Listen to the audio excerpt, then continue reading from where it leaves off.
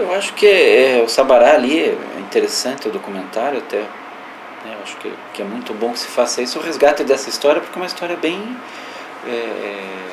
ela define bem uma situação urbana aqui em Curitiba, que se repete em vários outros lugares.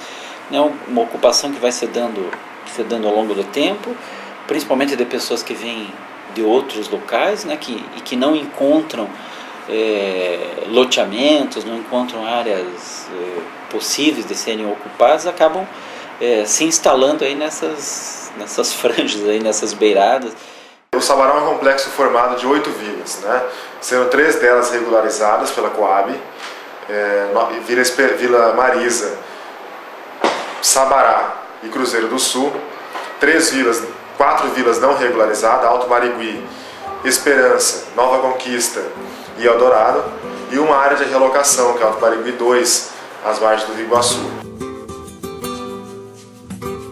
Procurando respostas, achando perguntas, procurando respostas. Vasectomia global, incoerência mental, restringe, perturba, estado normal. Ramabali, Bali, juiz Nicolau, este não é o único em todo o território nacional. Colodinda, adora dólar, assim como PC Farinha, chacina, Candelária tinha, história fundada junto. Olha, eu pagava aluguel no São Brás, né, lá no bairro de São Brás. Daí então teve umas pessoas conhecidas que veio morar no Campo Comprido, me falaram que estava tendo uma invasão ali e tal, daí as pessoas iam assim estabelecer ali, ficar morando fixamente ali. Aí me interessou. Eu fui à procura de um terreno lá, mas daí cheguei lá já não tinha mais. Olha, eu vim para Curitiba porque quando eu estava lá no interior, muitas vezes a gente via passar assim na televisão, né? Que a cidade aqui era muito bonita e que era mais fácil a condições de vida de cada um, né? Eu cheguei e comprei o terreno do cara.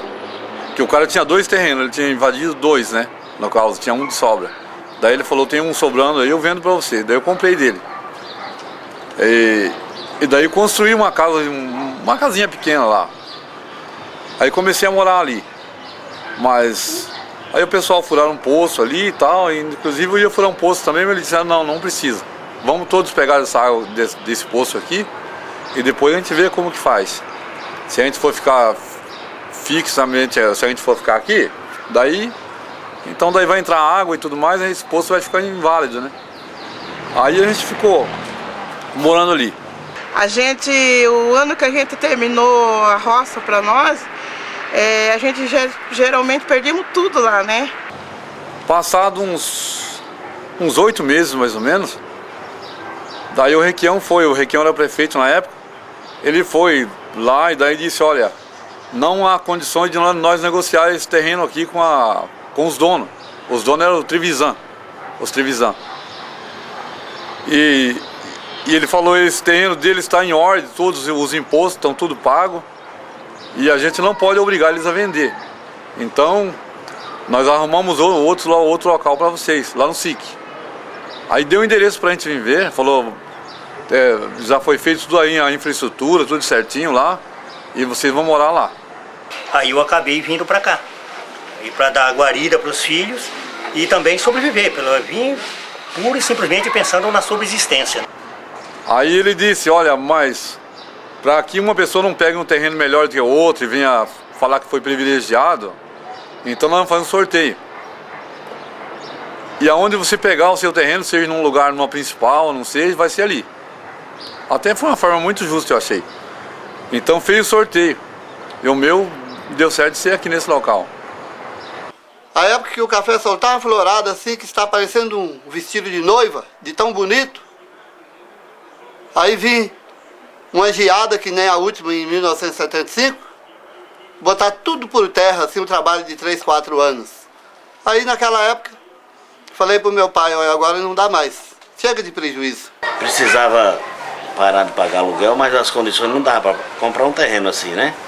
O meu sogro morava lá embaixo, no começo da vila, que ele tinha invadido com outras pessoas.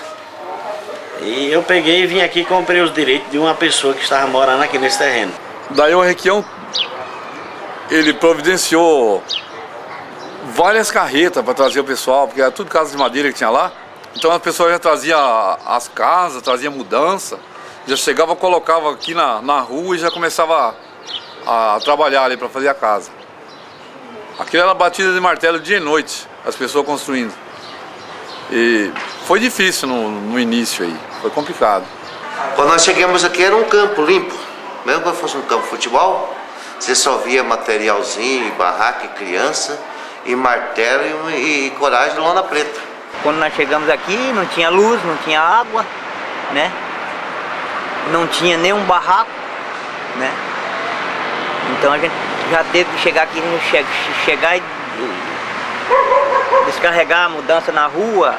Porque foi montado os barracos de lona preta e, bom, todo mundo se virava como podia, né? E era uma época chuvosa, sofrida, né? Não tinha água, nós tínhamos que pegar água aqui ao lado do Bosque São Nicolau. Para vir aqui, nós já veio aqui já indicado pela prefeitura. Os terrenos aqui era terreno que eles abriram aqui, fizeram essas ruas principais aqui. E tinha uma moça que tinha um poço aqui, né, onde faz o quarto do como é que chama a vila aqui? Eldorado, no Eldorado. E aí quando começou baixar um pouco aquela chuvarada, vinham os caminhões pipa que forneciam água para nós. O que ocorreu na época foi muitas brigas na fila do caminhão pipa, porque não tinha água, sabe? Ali as mulheres se empurrando, querendo amassar o balde na cabeça uma da outra. Então isso aí foi bem interessante na época. Porque uma coisa que todos precisavam pegar água e chegavam lá, se desentendiam na fila. Era complicado, viu? Tiraram muita coisa daqui. Começaram a roubar e coisa, né? E já começaram a matar os boizinhos e roubar porco, um atrás do outro, né? Roubaram porco. Mas eu lembro, no caso, que foi difícil pra gente fazer a casa aqui. Tanto que a gente está construindo ela ainda hoje, né? Na época que eu cheguei aqui tinha muito barraco ainda, a maioria era casinhas só de eternite, de madeira. Hoje já tem uma estrutura melhor. Na época não tinha asfalto, não tinha nada, era tudo estrada de chão. Tinha mato grande lá, reforçado, tinha um matão, né? Raiz de pinheiro, cortaram pinheiro, tinham que tirar tudo, né? Daí depois limparam, começaram a abrir a estrada e já em Saibrai já abriram os lotes, né?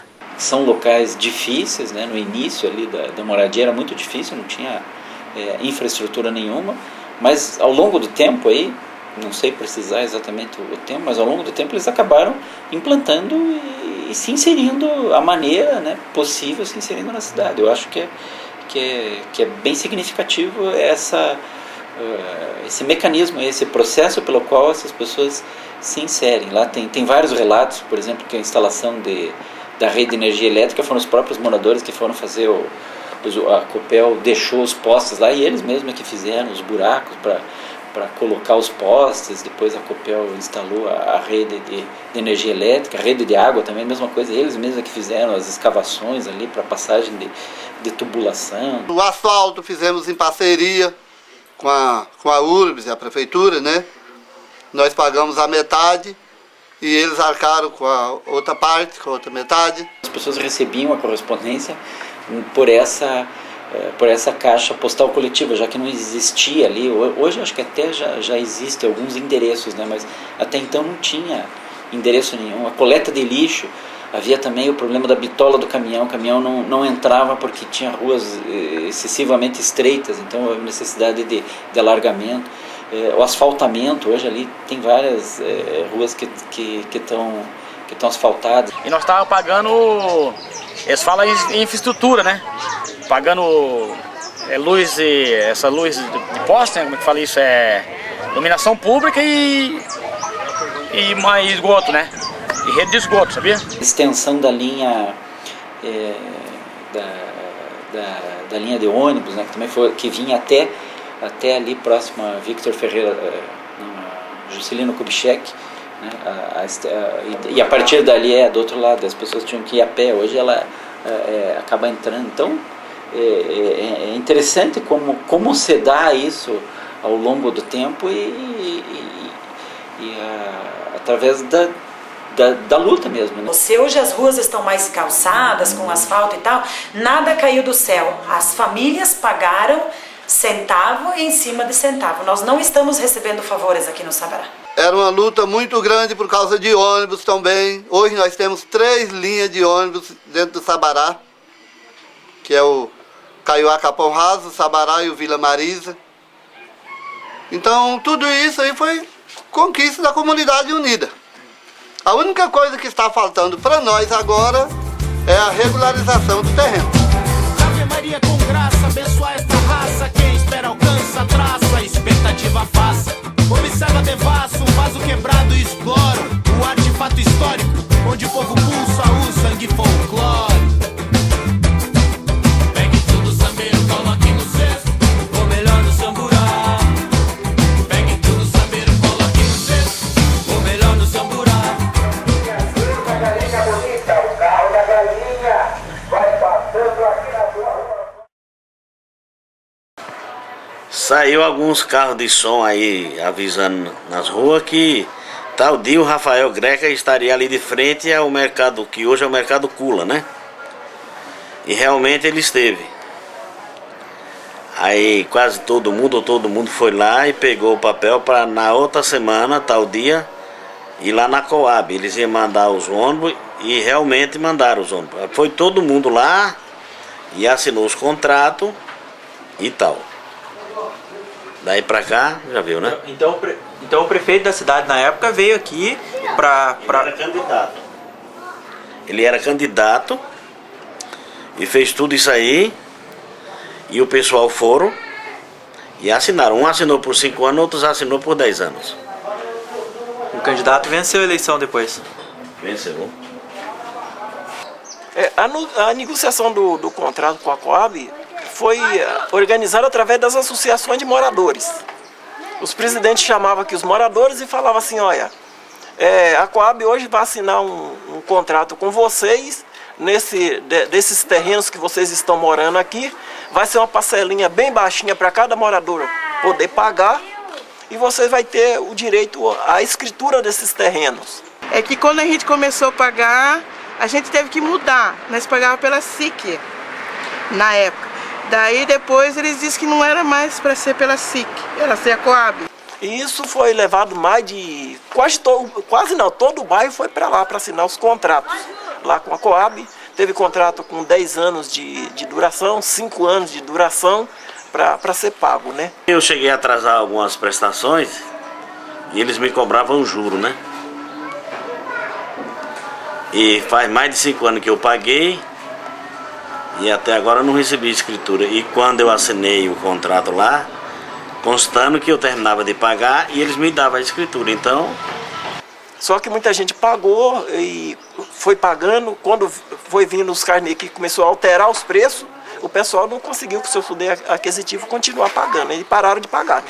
Daí ele ficou desempregado, a gente parou de pagar, então a gente ficou com aquele medo, como tem muita gente que diz assim, mas se você não pagarem um terreno, vocês não vão ter o direito, vocês vão perder. Mas como a gente pagou, ficou só esses 2 meses, então a gente se coloca como um dono do terreno, né?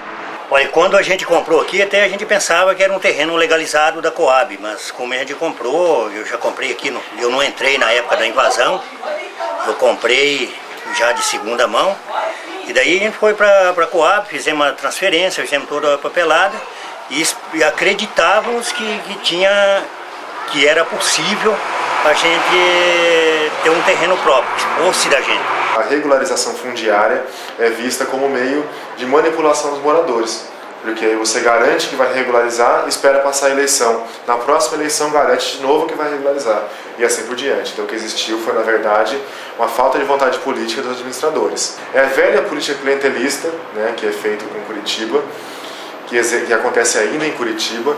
Nós às vezes verificamos na televisão que a população é enganada em relação ao voto, isso também acontece em Curitiba.